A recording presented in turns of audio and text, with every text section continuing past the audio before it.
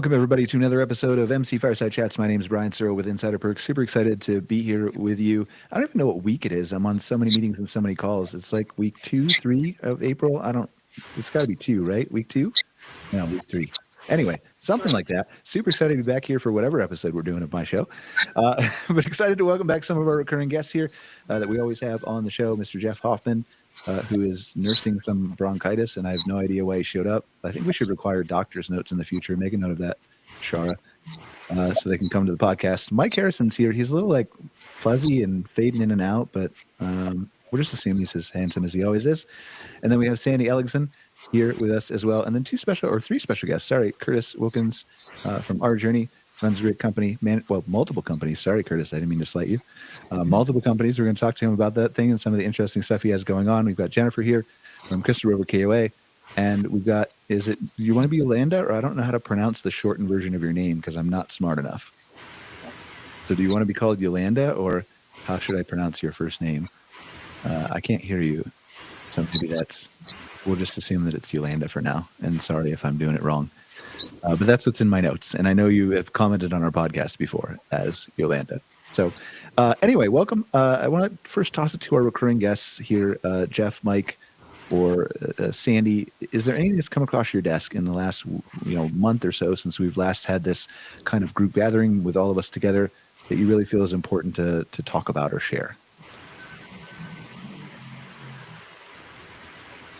Well, I've been having fun going through the KOA report for this year. I still don't think I've fully consumed it, but I'm loving all the data that I'm getting there, and I think that'll be a great conversation at some point. We should talk about that briefly. I don't have it pulled up in front of me. We're going to digest that later on Outwired too, but go ahead. Somebody else is going to talk. Yeah, I was going to say, what's new? We've had a lot of big news recently with CRR and Insider Perks. Last week, it was announced that Rigsby, our AI voice chat bot, rolled out reservations via Rigsby on the chat, which is huge news, first of its kind in the industry. And then in another month or so, we're going to roll out Rigsby voice reservations, which will change the industry forever. You'll no longer get a busy signal. You'll no longer get a no answer. You can call and make a reservation at 1 a.m. So we're very excited for this new technology with Insider Perks, evolving the industry for the modern world and moving it forward. We expect that it will be broken a few times in the first month and won't work perfectly, but that's what innovation and testing and working through this is all about. But we're super excited for this technology and to work with the guests and drive revenue. Your check is in the mail, Mike. Thank you. I hope my check is in the mail. It better be. I mean, it wasn't planned, to be clear. Like, I do need to sponsor the show. I should commit myself. I don't mean the check from you. I want more money. More money. Oh, okay. All right. As long as it's not from me, you can have as much money as you want. Reservations. So anything else? Anything from you, Jeff? Just that I got quite a few data reports today. One from OHI, one from KOA. And I don't think where the other one came in. One of the reports said that a great majority of the people that started camping during COVID have stayed in the industry, so that we haven't lost as many as we feared we might. So that was encouraging. Okay. Good news. Sandy, do you happen to have a copy of the KOA report that you could pull up? Not right this second, but in like a few minutes, if I gave you a few minutes? Oh, yeah. I can, and I also want to add 2 more things, Brian. Even though you did it, I'm going to take credit for it, okay? That's fine. I love getting the Modern Campground weekly, or daily, actually, email. And there were 2 things in there this last week that I thought really hit home for me, because it's something I've been so excited about. Is one, all the different things I've been seeing about campgrounds now embracing and doing events, because I do believe that is key to the new campers creating these experiences. And the other thing I saw, which really excited me, was how campgrounds are now partnering with some dealerships to actually do training at their campgrounds for new campers. And so to see that kind of come out this week, and I really appreciate what you're doing with Modern Campground to get that out and kind of encourage all of us. This is how it goes, Kurtis. I just cut it really short. I just talk about all my companies for an hour, and then we just close the show. So thank you all for coming. I appreciate you watching. We're done. Thank you. I appreciate the kind words. I've had very little to do with Modern Campground, is the honest truth. It's Akari, my editor-in-chief. Shara, actually here, my podcast coordinator, does a lot with Modern Campground. So kudos to the team behind that. But I'm glad you're finding it useful. I can take credit for it because I've been the thorn in your side on a weekly basis talking about how we need these things. Yeah, for sure. I mean, you're one of the people, as many people are in the industry, but not many people, I would say few people, probably less than 50, who really try to push this industry forward. And so, yeah, you've definitely had your impact. And I'm happy to know you and have you on the show, as are some of the other people here too. So do we want to spend a couple minutes talking on data? Because I know we're focusing mostly on operations here. I want to give Kurtis a chance to introduce himself, Jennifer, and Yolanda. And then obviously we can go around to Sandy and Jeff and Mike and introduce yourselves as well. And then maybe decide if we want to talk about 5 minutes and spend that on data, because that obviously impacts operations. Yeah, I'll go first. Thank you, Brian, for having me on the show. It's my first time. I want to say thank you for that. Also, so I'm the Senior Vice President of Acquisitions at Our Journey, and I am also the head of our data science department. And what we're kind of seeing right now is this, the first quarter, there was 2 major road bumps in terms of consumers and how they were consuming our product and RVs. And I saw it happened right after about January 23rd. We saw a big drop in terms of like activity, and it not just Our Journey activity. We're talking nationwide activity in terms of like conversion events and consumption. It took a little bit into February, and then it slowly recovered. And then we just saw another round of that here in April. And so this consumer changed its consumption habits. I don't know what everybody else is seeing, but I know that our lead times are definitely getting tighter in comparison to what they've been historically. So we haven't seen a drop in bookings. We've seen a change in the way they're consuming our product.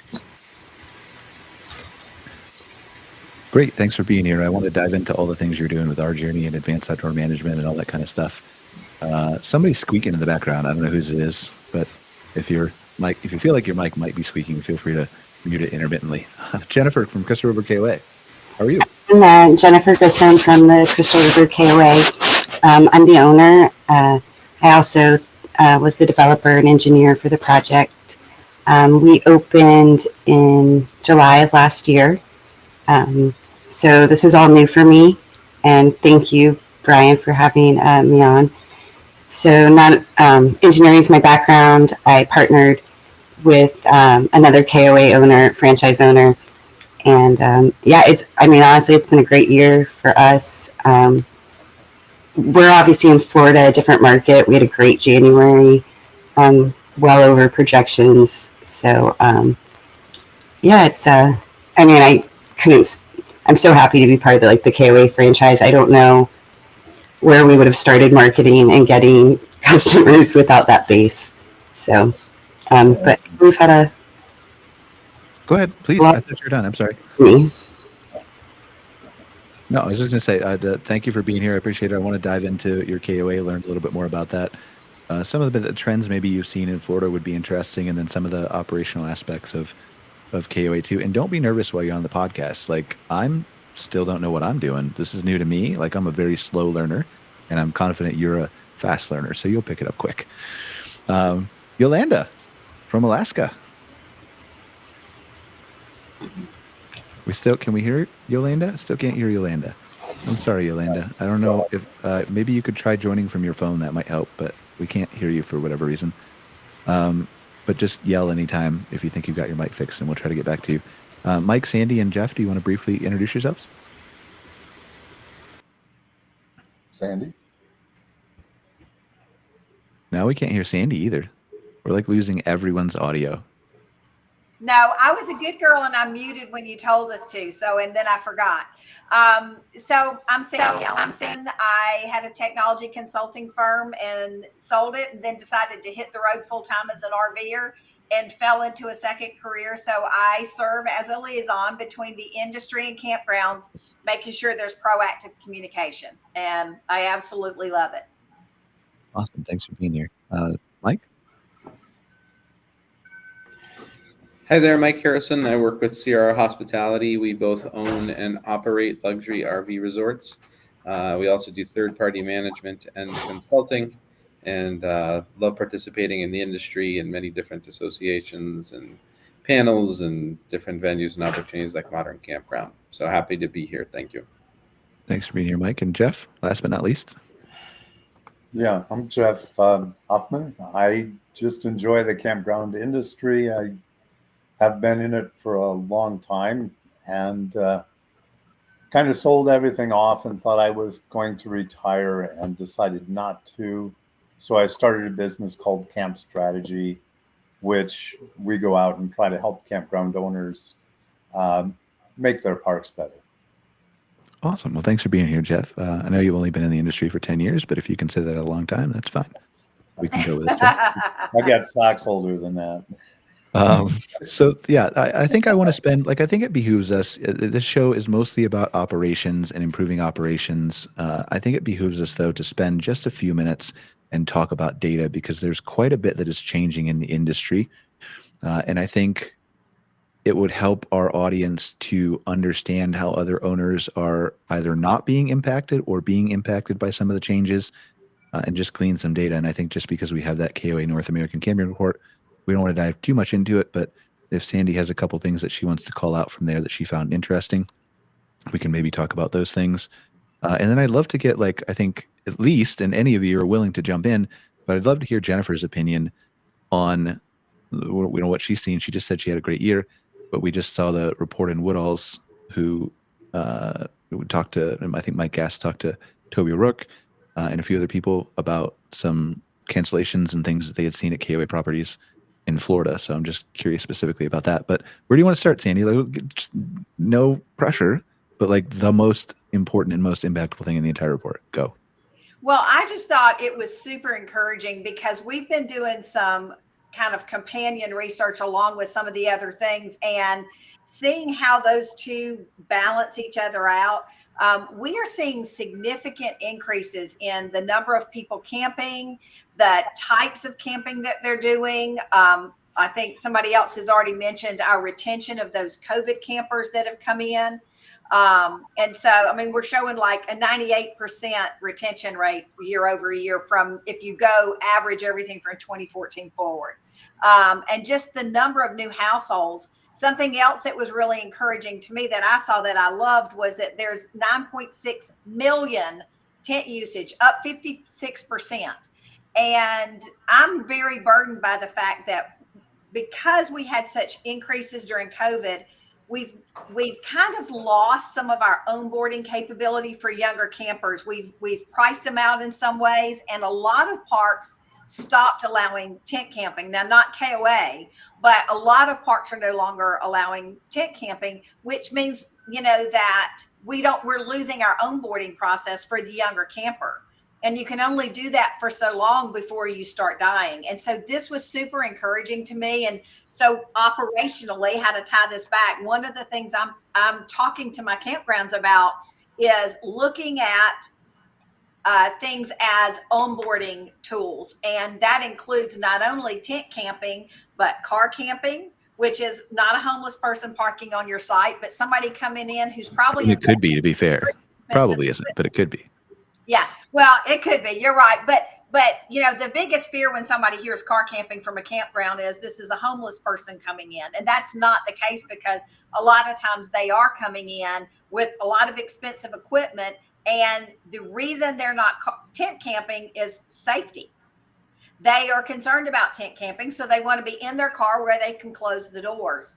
And so there's just a lot of really nuanced kind of things that I think we are going to be able to flip the script this year and have people view what they thought was a negative as a positive to be able to grow our occupancy even more. So I think I'd like to talk about, and I don't want to spend the majority of the show on this, but I think I'd like to talk about a couple points, and maybe you already said them, but directly from the North American Camping Report, if you have it in front of you, because I know you collect your own data, and I know I'm not questioning the validity of any of your data, but I just want to make sure our audience knows where it's coming from when they hear it, right? Yeah, so I'm just looking at the first page of the KOA report, which says that camping households, those who identify as campers, increased by 16.5 million or 23%. Year over year? This says camping households, those who identify as campers, have increased by 16.5 million additional households, 23% increase. It didn't tell me a time frame. Okay. All types of accommodations have seen an increase in use. And again, this is exciting to me. So 9.6 million in tent usage, up 56%. 6.4 million in RV usage, up 96%. 7 million in camping or glamping usage, up 101%. So those are the things that are really exciting to me, to see that, you know, we are growing. We're continuing, I think, in some of the growth that we got in COVID and retaining those people. I think that really proves this. So that's what the first page of the report, actually. Mike, have you had time to read this? I assume you're usually a voracious reader. Yes, I am. I'm not seeing those same numbers that Sandy's seeing, and I'm not. Let me be clear. I'm excited about the camping industry, but I'm not seeing that growth. The numbers are skewed if you're looking at it from 5 years ago. And that's why I asked her the question, because a lot of those numbers I was looking at in the KOA report were 2024. Not that they're wrong, but they were 2024 over 2019. Yeah, right. and I'm pulling this specifically from page 3, by the way. And the report is available at koapressroom.com. So they make it publicly available to anybody, even if you're not a KOA. For sure. To be clear, we're not questioning the data, right? Because we love Scott Barr, who put it together, or helped put it together, right? We're just questioning the methodology of, like, there's a difference between 2024 over 2023 and 2024 over 2019. Yeah, Mike, if you don't mind if I like to chime in here. Have you guys looked at the Google Trends reports for the keyword searches in these sectors for our keywords? There are some tailwind. There's some headwinds in front of us, and so for sure. Yeah, and I guess that's my point, is comparing to 2019 is like saying, let's look at the AC industry and the filter industry from 2024 to 2019, and it exploded after COVID. So the numbers, comparing in that time frame, just I don't think are very prevalent. While it's an amazing growth, you really got to look at the last year and last 2 years and see it. But if you ask me what really stuck out in the report more than anything is just and it doesn't matter if it's the KOA report, or I know Scott released one, American Glamping Association released one, Sage Outdoor, they're all saying the same thing. And it's the evolution of the modern traveler, right? And I think that's what's really encouraging, is that there are new voices, to echo what Sandy said, that are coming into our industry that we have to be prepared for. And I think there's some interesting things that you should pull from that, which is, we look at all of our data and our demographics, and interestingly enough, and not every property is going to be the same, of course, but for 5 of our resorts, our demographics are almost mixed very equally. Right, baby boomers, like the same percentage as Gen X, is the same percentage as millennials, the same percentage as Gen Z. So what that tells us is, if you lump the Gen Z and the millennials together, which is when you have to, they're never going to look on Facebook, right? Versus our baby boomers and Gen Xers who are never going to look on TikTok. You can't market the same way to every person, and you have to understand who your target market is and evolve how you're going to get these new campers and make sure what you're doing to get them. And then part 2 to that, is we're talking about operations. We've been focusing heavily on experiential hospitality, is how do you then evolve your offering, especially Campground's been in business for 40 years. They've been doing the same thing. How are they evolving their experience to make sure that it is becoming more of a lifestyle experience, whether you have glamping or it's just an RV site or if it's a tent site? How is that becoming more interesting? How are you evolving and integrating technology into your campground? It doesn't have to be a robot like Brian wants. It can be, simple enhancements. But, how are you evolving to basically cater to the modern traveler, which is now going to, as the baby boomers expire or retire, or whatever word you want to use. And I'm not saying Jeff when I say baby boomer or expiring. But how are you evolving? That's what I pull from it more than anything. And to kind of to go right off of that, Mike, I couldn't agree more. But the we talk about the changing consumer, right? And those demographics are changing rapidly. I'm sure we're all aware here of our Canadian travelers, right? And where do you redeploy those marketing assets, and how fast are you reacting? Because you don't want to be sending money after conversions that aren't going to come. Just because it worked last year doesn't mean it's going to work again. So you need to be really tracking these conversion ratios. You need to be tracking everything, and you got to be doing it almost daily at scale to get any kind of effectiveness out of what you're doing. Because we do have young demographics coming in, and they require different things. And so how do we fill that void? How do we make sure that the value proposition we're offering is there for that customer? Well, I think that's the easy low-hanging fruit key, right? Is how do we make sure the value prop is there first for your guest of your park, which is different across your portfolio, Chris, across your portfolio, Mike, across all the people you consult for, Jeff, across all of KOA, Jennifer, all of your clients, Sandy. Maybe they're all the same in Alaska. I don't know. I can't hear from Yolanda yet, but we'll assume that they're different people in different parts of it. Can I hear you? Is that you? Yeah, I think that's me now. Oh, hi, Yolanda. You're not moving, but I can hear you, which is the important part for your wisdom. Would you like to introduce yourself real quick?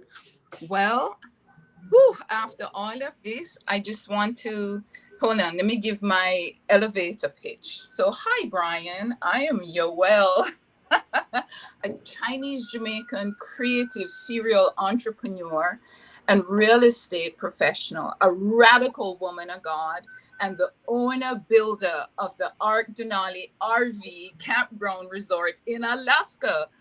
The Ark boasts the best view of Mount Denali in the state, as quoted continually, and it is set to become a top-tier destination for outdoor enthusiasts. So put Alaska on your places to visit list and come and have fun and adventure with me, because we Jamaicans are everywhere doing big things.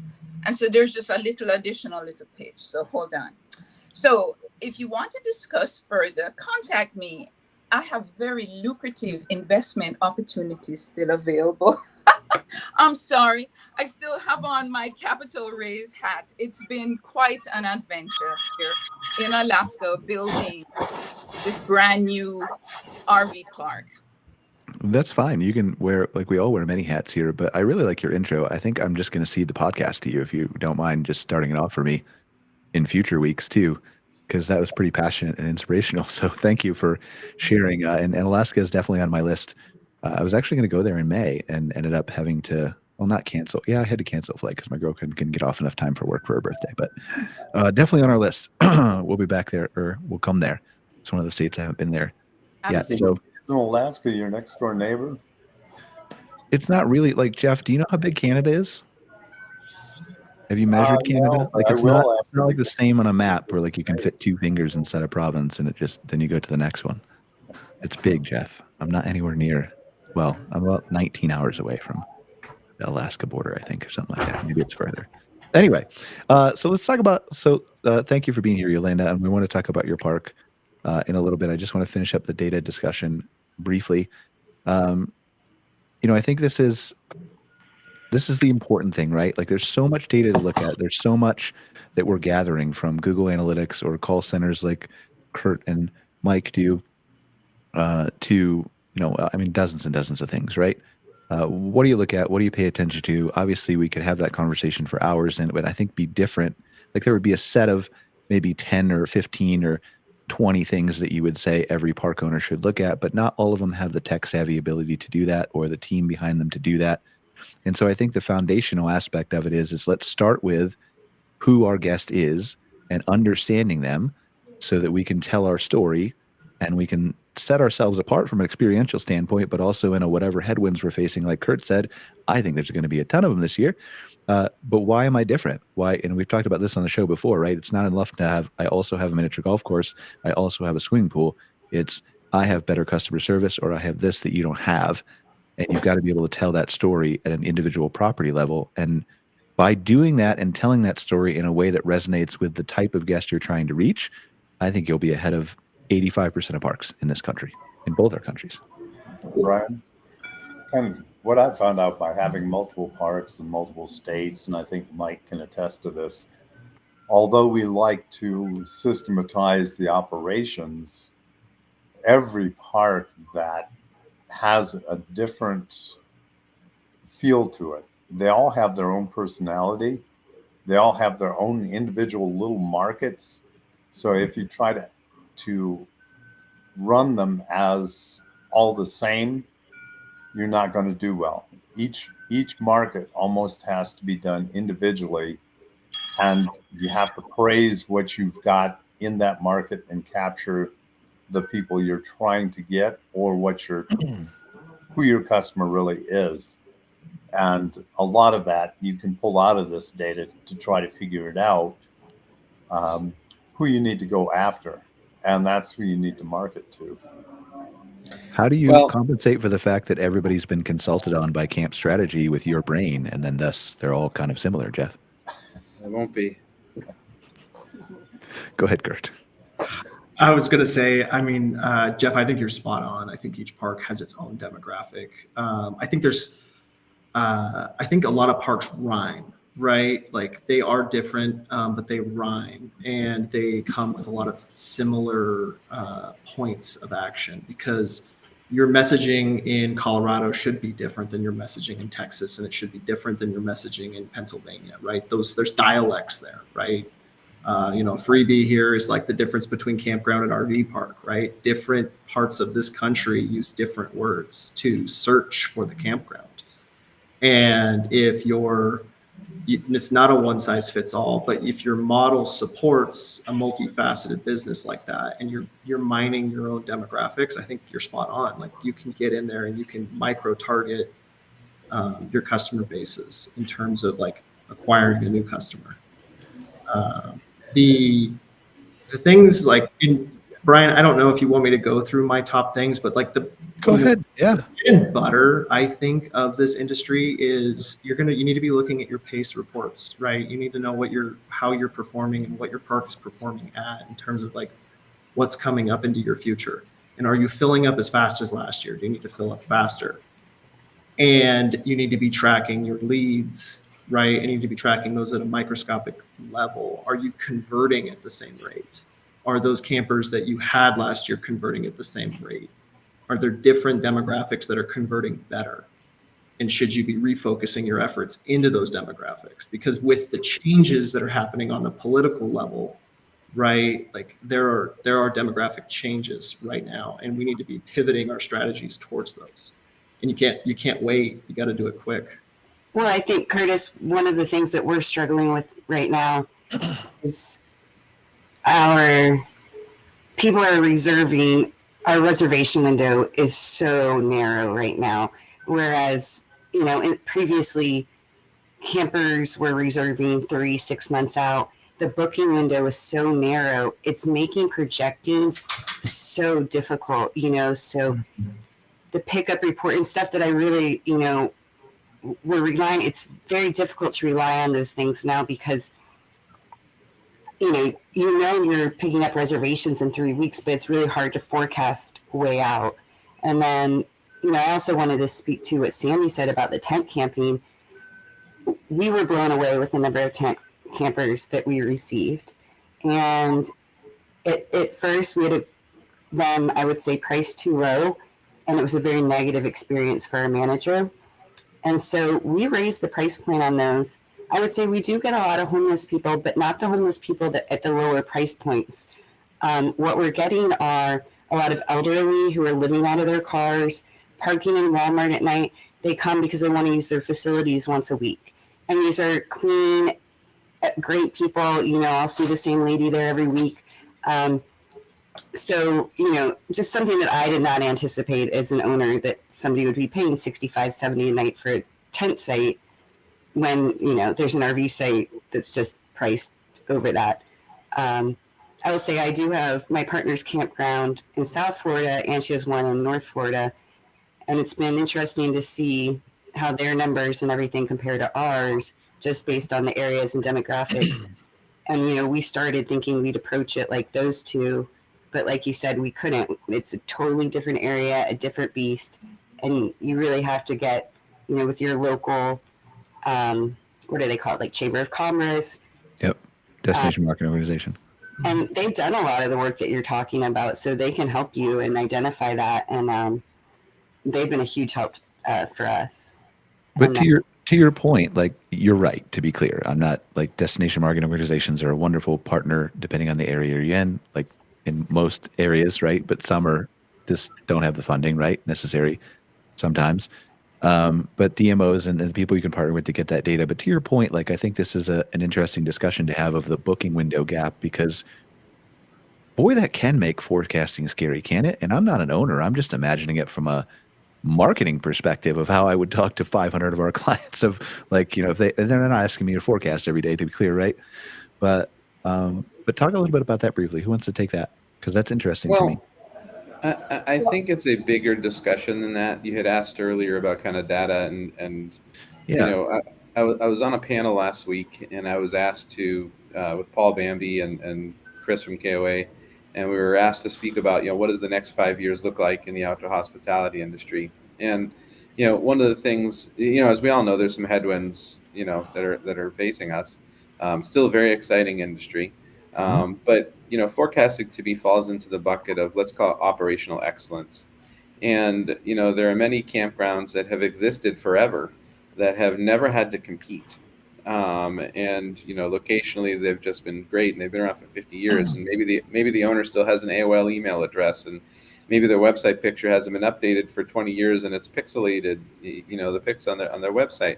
And with the evolution of COVID in the outdoor hospitality industry, there's been, certainly the last 2 years, an overabundance of supply. That's also, the Canadian traveler isn't the only reason, the only answer why the market's down. There's also all the new supply that's opened in the last 2 years from the COVID boom, let's call it, right? And so the markets now need to absorb the new supply. What that means is all of these campgrounds that have never had to compete, or don't know how to compete, or have never marketed, or haven't evolved, or still are handing out the brochure at the truck stop and that's all they're doing, the operational excellence really needs to be applied, right? And those that are forecasting effectively, those who understand that there's a change in their booking window, those that are leveraging the better enhanced marketing techniques, those that are utilizing experiential hospitality and evolving their product, that's who's going to survive, or thrive, I guess is a better word. And so yes, while the forecasting can be scary, to me it's really more about, do you know that your forecasting needs to be scary? Have you looked at that your booking window, Any of your forecasting at all, right? Very good point. Yeah. Right. And so that's, to me, is the bigger issue at play, is that there's a segment of the industry that may end up getting left behind if they do not hop on board of making changes and becoming more operational experts on their own properties. So that's, to me, is the bigger context. Well, Mike, two things that you said. So we started developing our property in 2017. COVID hit, couldn't find a contractor. Anyway, by the time we got it all said and done, they built a 400 Sweet Citrus Acres, pops up, not exaggerating, a mile away. 400 sites, they're expanding another 500. I'm terrified, right? No, we have been so much more successful. I only know because the owner happens to be of my ex-husband's, and he's talked to me. They had to pay off their loan. Such a fascinating story. This show is going to go 2 hours. We got to dive into this. Sorry. They had to pay off their loan, which must be nice, right? Because I can only imagine what that loan was. And these are all concrete sites, a clubhouse, because they couldn't make their loan payments. Where we're in a much better situation. I mean, we were profitable, I think, within 2 months of opening, which is pretty unique, I think.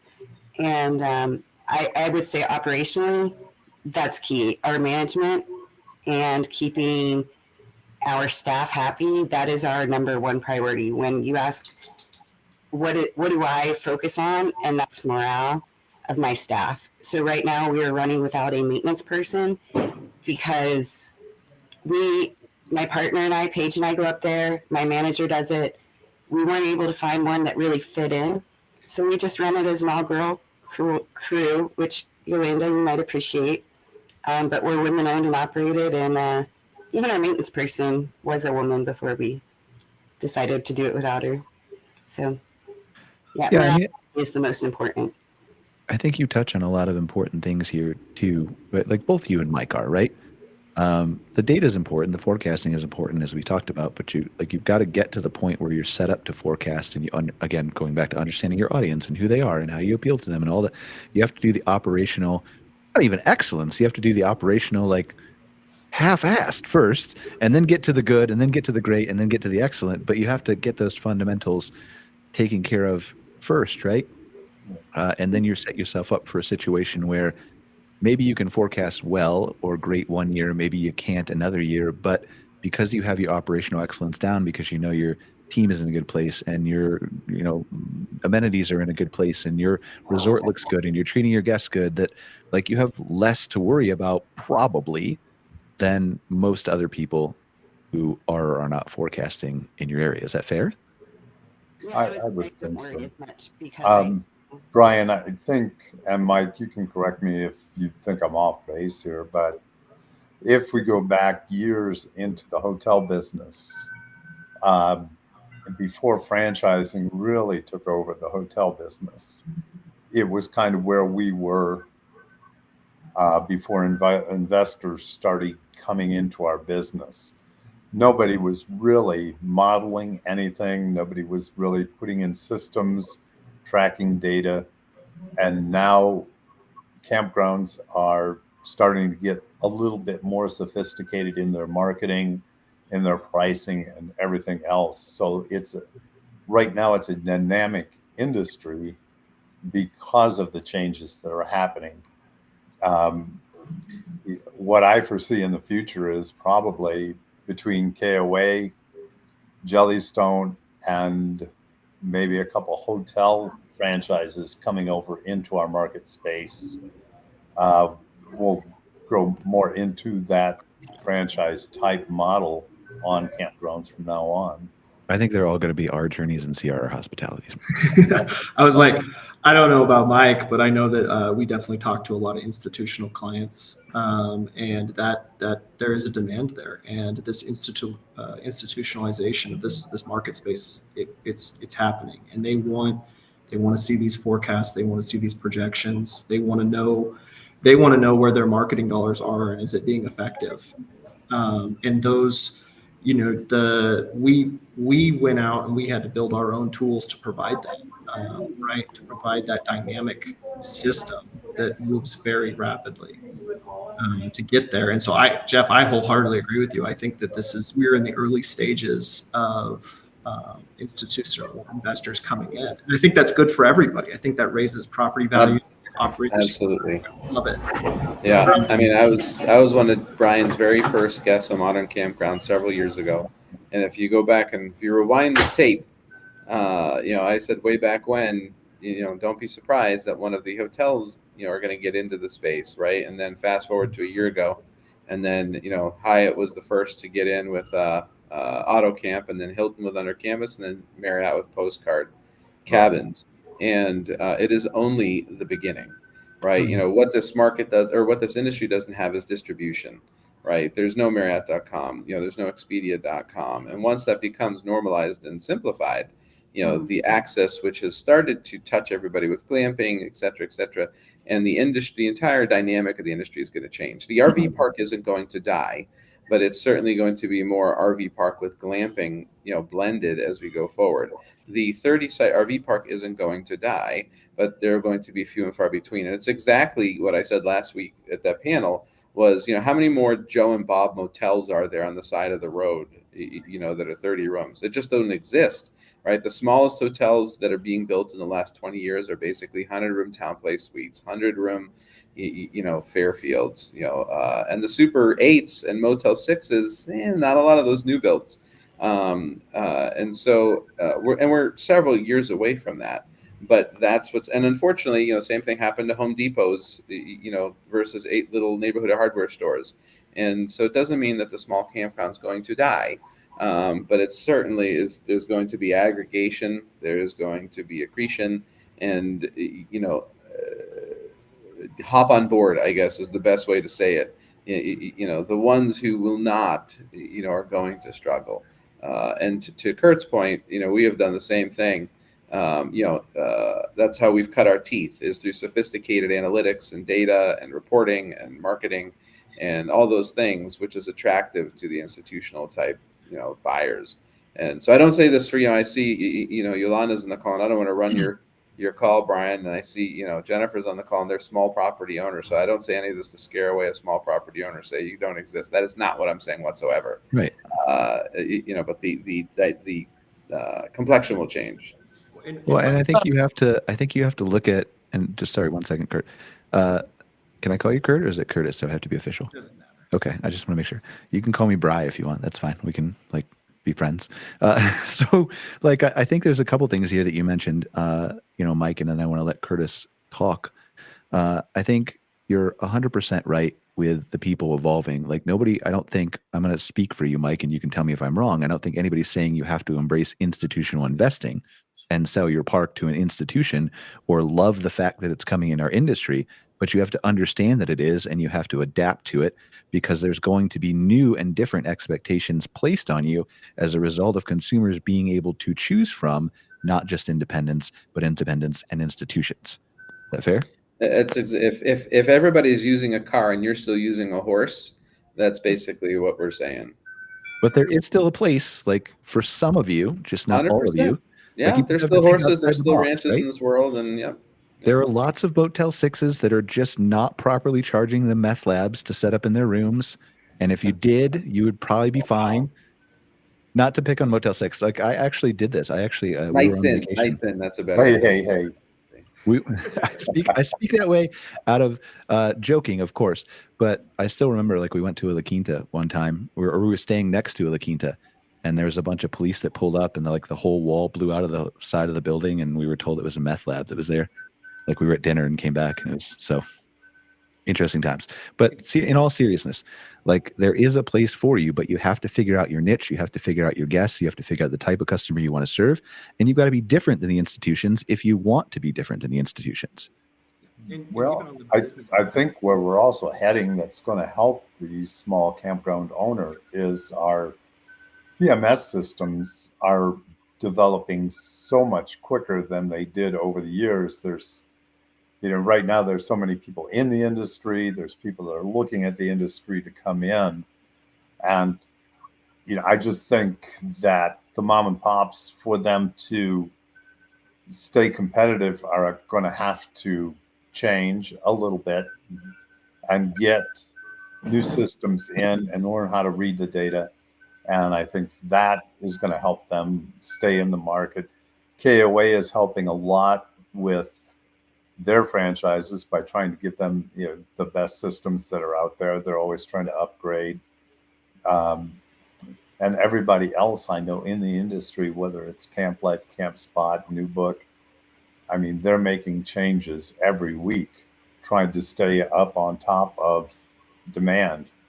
And I think I make calls to different people every week saying, why can't we do this? Or why can't we do this? Why can't I look at this number? And for me, it sounds simple. For them, it's a lot of programming. Well, Jeff, Kurt, hold on. I'm going to let Kurt talk because he's been waiting. I'm going to let Kurt talk, and then Jennifer, if it's something to say, and then I want to talk to Yoel about her park. Jeff, couldn't agree more. Our engineering teams, because we have our own proprietary property management system, and it's integrated, top to bottom, right? Website all the way through the call center to our rate management teams. And that definitely has given us a competitive edge, because we aren't waiting on production timelines for someone to come out with a feature that's going to make us, an extra $1 million a year. We can prioritize that, and we can set that out. And we're, we always say that the tagline here is operators that run the software. Well, operators should also be prioritizing what comes out on that software. And so I couldn't agree more. I think that the industry has a lot of work to do on that side of the business. I know we still have a ton of new features that we want to add to our platform that keep yielding. Jennifer, did you have something? I'm sorry. I was just going to say, I could not imagine opening in a park, not being a part of a franchise, and not having the operating systems. Bless you, Sandy. I think that just the value that's provided, not just in the name recognition, which of course you do rely on a franchise to maintain that name recognition, but the value that I have as a owner in terms of marketing, name recognition, and just the software alone, I don't know that I could develop that as a single campground. Now, Kurtis with his multiple, it's different, right? But as a 68 site campground, it just wouldn't make sense. So, that's what I had. I don't feel like a small campground because I am part of a huge franchise, if that makes sense. Right, which is a different way you can take it, right? You get institution, you got by yourself, you got in the middle somewhere, which is where KOA is, where you have the benefits of both, right? In some capacity. So I think there's a good fit for everybody and there's so many other players that we're not talking about, right? But that's how CampSpot and New Book help people, the smaller parks that don't have the resources to develop their own. So there are pros and cons to all the things. It just depends on where you sit. So let's talk to Yoel real quick. I got corrected. It says Yolanda, but she wants to be called Yoel. I'm very confused, but I always am Yoel, so don't feel like it's your fault. Tell us about your property. Like, you did give us the elevator pitch. What I'm interested in is, first, how do you decide to develop in Alaska? That's such a loaded question. But I just wanted to let you know, I just wanted to thank you very much, Brian, for this platform, because I'm the newbie on the block. And what it is that I'm primarily a designer and developer and visionary. I have marketing background. It's truly a unicorn. And this particular site, I tell the people, I said, the Lord had to trick me to get me to Alaska because I wouldn't have done it. And I even have a little testimony on my website because everybody asks, how did I get to Alaska? But I just wanted to let you know that this has been a over 5 year of me planning, and we're shovel ready to start as soon as the snow melts, that we can get started. And the thing about it is that it's good to not have a preconceived notion of what the RV industry was supposed to be, because I'm a visionary, because I'm a planner and I do master planning and marketing. And this was what was presented to me. And I researched my property it's like location, location, location. It is a blessing to have this property. And it's in the Denali State Park, and it's at the very beginning stage. And everything that everybody has been talking about, I have the benefit of implementing all that knowledge and all that information into my park. Even though my land, the property is 85 acres, I'm only developing 35 of it. And of that 35, I'm only putting 40 RV campsites. My park is like a resort on steroids, because what I'm doing, and most resorts in Alaska, they close for the winter. Alaska has anywhere from an average of 6 months of winter. Our summers are amazing because they're 24-hour day of summer. It has very unique qualities. But what the driving force of me being in Alaska, of me doing this project, and I will be open all year. I will be open 12 months for the year, because the winter time I have discovered, because honestly, I didn't even know how to get dressed during the winter. But now I love all aspects, winter included, of Alaska, is that there is so much winter activity. Denali is gorgeous during the winter. The night skies are fantastic with the northern lights. Mr. Jeff, you're just coming back from your trip, right? We have northern lights it's fantastic. But the main reason for me personally, it's a personal thing. I found out that Alaska has the highest rate of suicide in the nation. And you know what? Because like everything closes down during the winter time, and that's the darkness and all. If I can save one person, that's my goal. And I'm telling you, we're going to be open. We have like about a minimum 9 tour buses that go up and down the highway, and I'm not off the highway, I'm on the highway. And you can see Denali, the view of Denali right there from the highway. So what I've done is diversified, and I have the area for the park, the RV park, but I'm taking and capitalizing on my traffic, on all those guests. When you think of one tour bus holds like 90 people on average. So what do? I invite them in. I have a nice roundabout. I'm having a 2,000 square foot heated viewing deck. So they come in for free. They come and they take snap. I'm having a convenience store, a gallery of food. You want to keep them there as long as possible. Let them spend a little money and then they go on the way. The next stop is 80 miles north. The other stop below is 20 miles south. As a matter of fact, I mean, it just goes on and on. If you can think it and you diversify it, it has the most. I have a helipad. I mean, it's just amazing. I have the only safe river access because we're on the river, the large Chilitna River. I have the only safe river access in 50 miles north and south. That's amazing. So we can have overnight camping, day picnicking. We can. I'll have riverfront cabins. The idea is not to overbuild, but to still have the good, excellent customer service, and you keep them there, and they still drive up. It's an amazing opportunity, and you know what? I'm going to be there. That's my home. So I'm an on-site builder. Why wouldn't I want to live in the best view ever?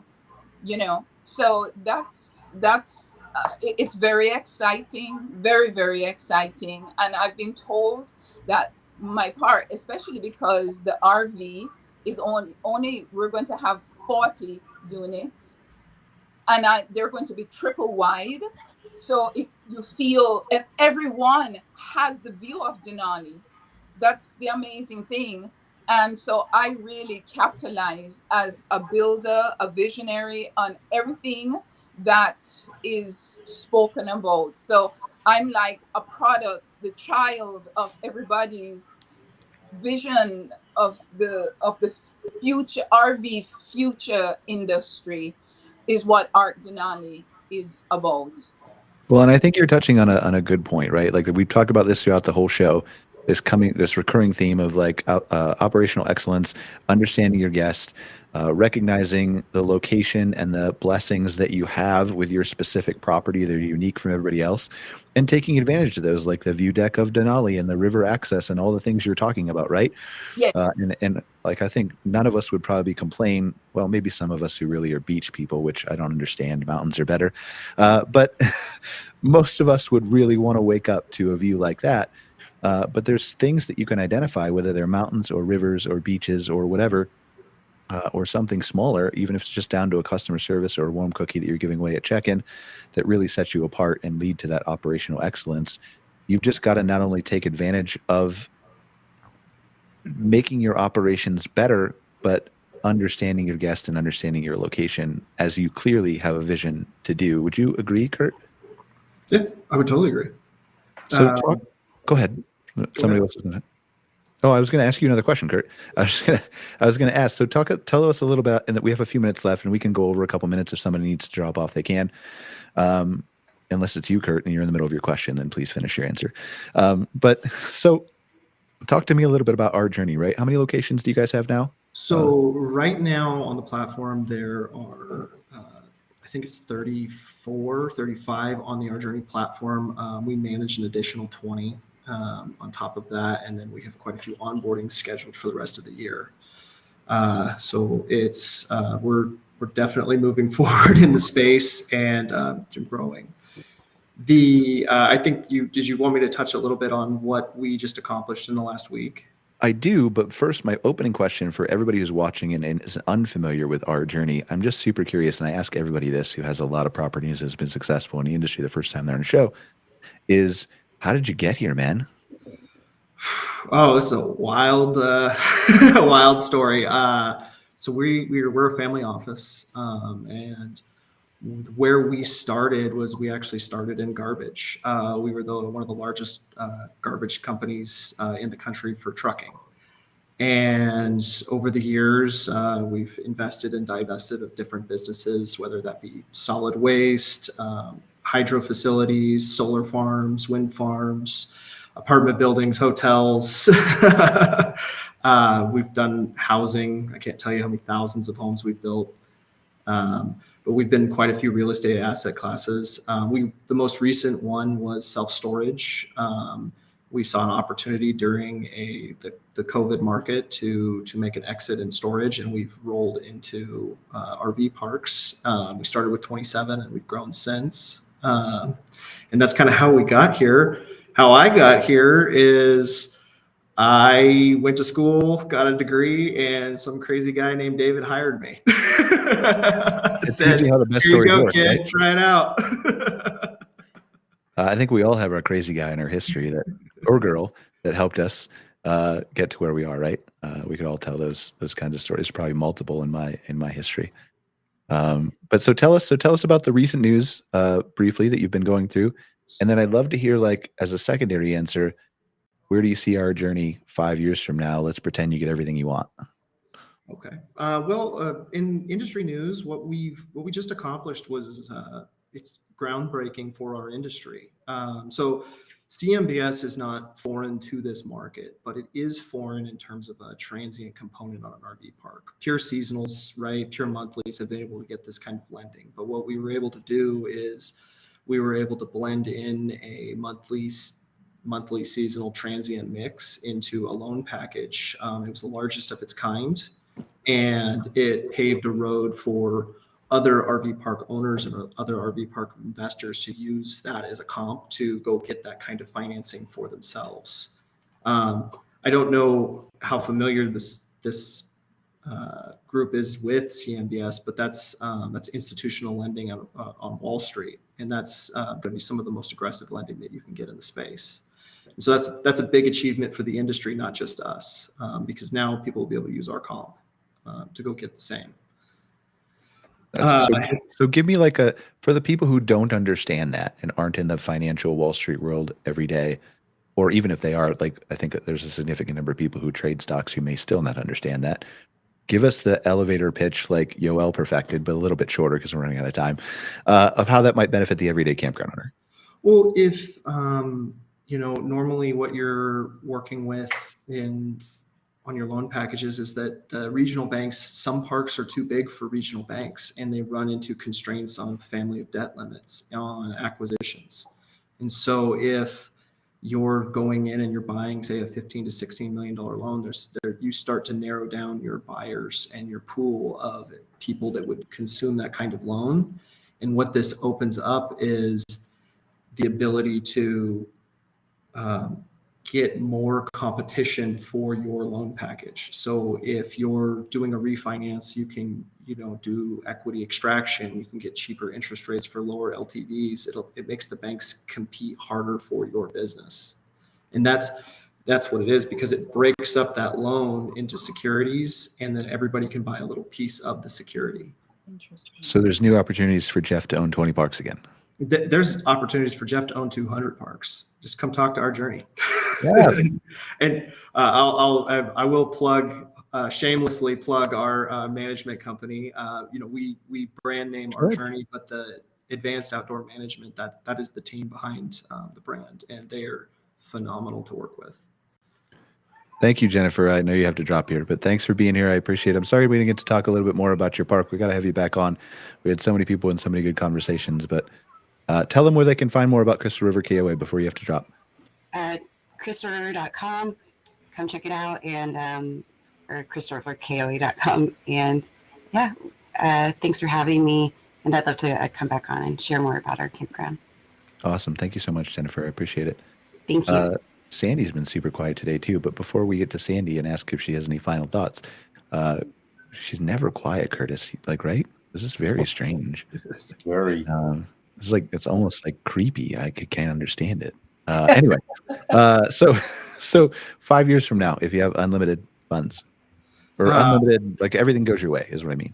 So our journey's intention is to, of course, grow in locations and size, whether that's through partnerships, joint venture, or just pure management plays. We're actively looking to get a larger footprint. I would say, like our 5-year vision is somewhere between 100 and 200 locations. Location count isn't as important as people think it is. It's more which locations. That's more important. I think Jeff and Sandy could both attest to that. It doesn't matter. It's the adage of real estate, right? You can change a lot about a park, but you can't change where it is. Are you planning on being the first campground on Mars when Elon gets there? I haven't had any conversations with him about that, but I'm open to them if he watches the podcast. It's never too early. We actually, we did and I don't want to take up too much of the show here. We did a thing on Outwired, my other podcast, which starts in like an hour. It's like a Joe Rogan style. We drink whiskey and have fun. So not that we're not having fun here, to be clear, it's just a different kind of fun over there. But we talked a couple months ago about how you would take $5 as a startup investment in a campground and turn that into $1 trillion just by owning RV parks. And it went all the way to space travel and becoming the sole exclusive provider of like the first mover on Mars. And it's pretty interesting. So I'm just saying there's a future there. We use the $200 a month thinking AI model. It laid it all out. I'm not saying it's easy, but you're not looking for easy, are you, Kurtis? No, definitely not looking for easy. Give us a challenge. Sandy, tell us something. Well, first of all, it's very easy to be quiet when you've got such great guests and that I enjoy listening to. So I had fun with you today, Kurt. It was good to see you again. Good to see you too, Sandy. And it was a pleasure to see you again. And Jeff, it was nice to make your acquaintance on this podcast. I'm just going to point out, she said it was lovely to talk to all the guests, but not the host. I get to talk to you a lot more than I do them, though. Probably true. Okay. So final thoughts. And I do love what you're doing. So I get to tell you that on the back channel. But the other thing, too, that I thought was interesting as I listened to everybody, and because I'm a little more seasoned than some, not older, just seasoned. One of the things that struck me is that I've always loved that KOA kind of led the pack with doing these annual reports and then being willing to share them, not just with KOA, but with other campgrounds. And I really believe that 2025 is going to be a year where we're going to have to see some changes in that happening. And all of us are going to have to follow the example that KOA set and be able to share agnostic data, nothing where we're, messing up people's privacy. But there are so many more types of parks and so many more pieces of aggregated data that we need to be able to collectively gather if we want to be able to compete with the hotels and the things that are coming in with this. And so I just thought today was a really good conversation leading to that. And again, I want to just encourage parks that, technology is the underpinning platform of everything great that everybody I've heard talking today. And so you've got to have the right technology. And if you don't know what it is, ask one of us. If you don't know what technology is or the right technology? No, the right technology for you. Because I think if you don't know what tech is, period, you're in trouble. But go ahead. Sorry. I was just going to say it's an individual question based on the kind of park, but there's certainly a lot of people out there with a lot of great experience who can give advice. And Sandy, I actually have a great analogy that I use for technology. I'm like, technology is the car, data is your windows. And you want great technology because you want a fast car. You want to be able to go places. You want to be able to stop. You want to be able to steer. But if you're not looking at your data, imagine driving a car without any windows. You can't see where you're going. And that's how I describe the two and how they I'm work together. stealing that. I am totally stealing that for my conference. Well, I just wanted to say, as far as a 5-year, it's interesting. I've been doing this now for over 5 years in the planning stage, and now we are implementing. But I do have the first phase, and we're doing it by phase, because all the underground, when you're doing from a brand new situation, building brand new, all the infrastructure is really important, and getting everything set up. My phase 2 is actually putting my riverfront cabins, and my phase 3 is the hotel, because not everyone is going to be having the RV. In the interim, it was like finding treasure, is that my phase 3 site that I had set aside for my hotel, I'm going to implement and put in workforce housing and hostel accommodations, and I can actually get that up and running in 80 to 90 days while the rest of the project is being constructed. And so revenue can start right away, just for exactly what we're talking about for the institutional loans, that sort of thing. Another to come in and vie for the business, but not just that. Also, RV parks are prime for USDA loans. They're 85% loan guaranteed loans, and those are actually really good loans. I know, like, all these various different loan opportunities, funding opportunities. It's been amazing journey for me personally, for growth.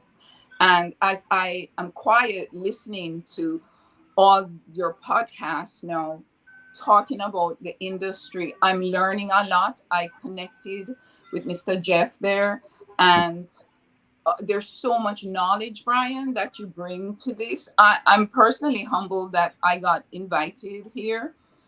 I'm like, what do I bring to the table? But as I said, I'm the newbie going out, the child that is gathering all this information and putting it into action, and making a difference. And we can make a difference. We are here. The RV industry is an opportunity to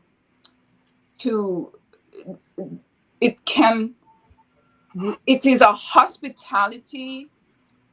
I see it as a hospitality component for longevity of life, seriously, because there is that work. Everybody in life, going into that work life balance, and we offer that. We offer an opportunity for families to get together. We're not just RV owners, or we offer things more grassroots opportunities than most hotels do. We can do this. And so I feel there is a responsibility, to for what it is that we do.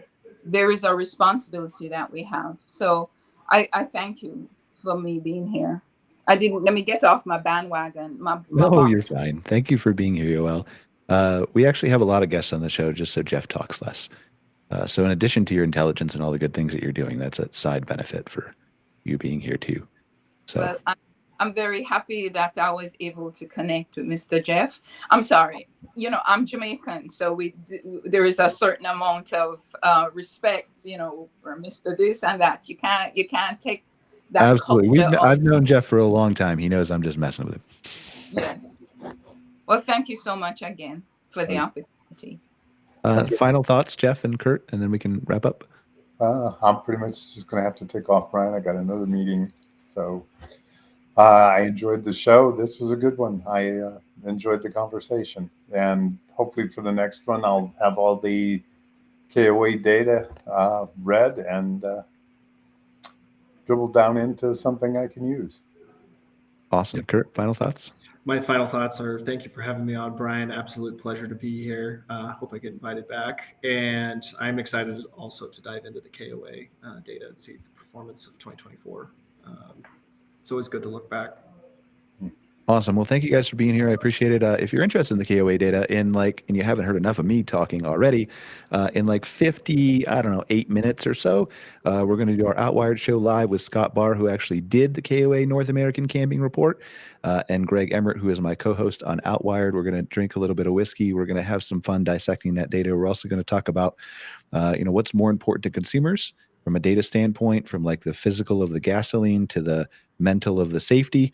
And then we're going to even dive into flying cars and talk about that and how that's going to impact real estate and all kinds of things, because China just approved their first one and they're flying around over there right now and they're coming to America soon. So if you're not tired of me, join us there. Otherwise, we'll see you next week on MC Fireside Chats. Thanks, Kurt and Yoel, for sticking out with me to the end. Yoel, remember, when you get your park developed, the 3 people here stuck it out to the end. We should come visit first. Absolutely. Yeah. You are definitely welcome. And please, I'd love to come back again if you don't mind. Absolutely. Thank you guys. Take care. Have a great show. Have a All great right. day. Bye-bye. MC Fireside.